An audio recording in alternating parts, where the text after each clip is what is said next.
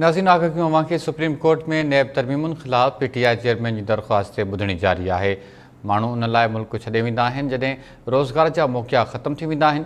Chief justice of Pakistan जो चवणु आहे। अवां खे आगाह कयूं पिया।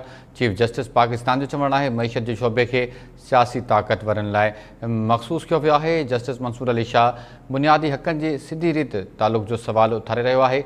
जस्टिस उमर अता बंदयाल जो चवणु आहे। Chief justice Umar Ata Bandial remarks ॾींदे चयो आहे त असां सम्झूं था त घणा बुनियादी हक़ नैब तरमीमुनि सबबि मुतासिर थी रहिया आहिनि। सदारती माफ़ी जीअं नैब मां माफ़ी ॾिनी पई वञे। चीफ जस्टिस उमर अता बंदयाल जो चवणु आहे। सुप्रीम कोर्ट में नैब तरमीमुनि ख़िलाफ़ पीटीआई चेयरमैन जी दरख़्वास्त ते ॿुधणी जारी आहे। चीफ जस्टिस ऑफ पाकिस्तान जो चवणु आहे माण्हू उन लाइ मुल्क छॾे वेंदा आहिनि जॾहिं रोज़गार जा मौक़िया ख़त्म थी वेंदा आहिनि। मईशत जे शोबे खे सियासी ताक़तवरनि लाइ मुख़्तस कयो वियो आहे। जस्टिस मंसूर अली शाह बुनियादी हक़नि जी सिधी रीति तालुक़ जो सुवाल उथारे रहियो आहे। असां सम्झूं था त घणा बुनियादी हक़ नैब तरमीमुनि सबबि मुतासिर थी रहिया आहिनि। चीफ जस्टिस उमर अता बंदयाल जो चवणु आहे सदारती माफ़ी जीअं नैब मां माफ़ी ॾिनी पई वञे।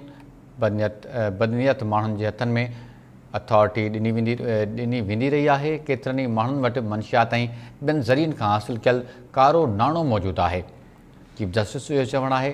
चीफ जस्टिस उमर अता बंदयाल जो चवणु आहे त कारे नाणे जो तहफ़ुज़ करे सिस्टम में मौजूदु घणनि माण्हुनि खे बचायो वेंदो आहे। रियासत जी ज़िम्मेवारी आहे त मुनसिफ़ाणो ऐं शिफ़ाफ़ मुआशिरो क़ाइमु करे। सुप्रीम कोर्ट में नैब तरमीमुनि ख़िलाफ़ पीटीआई चेयरमैन जी दरख़्वास्त ते ॿुधणी जारी आहे। चीफ जस्टिस ऑफ पाकिस्तान जो चवणु आहे माण्हू उन लाइ मुल्क छॾे वेंदा आहिनि जॾहिं रोज़गार जा मौक़िया ख़त्म थी वेंदा आहिनि। मईशत जे शोबे खे सियासी ताक़तवरनि लाइ मुख़्तस कयो वियो आहे। जस्टिस मंसूर अली शाह बुनियादी हक़नि जी सिधी रीति तालुक़ जो सुवाल उथारे रहियो आहे। असां सम्झूं था त घणा बुनियादी हक़ नैब तरमीमुनि सबबि मुतासिर थी रहिया आहिनि।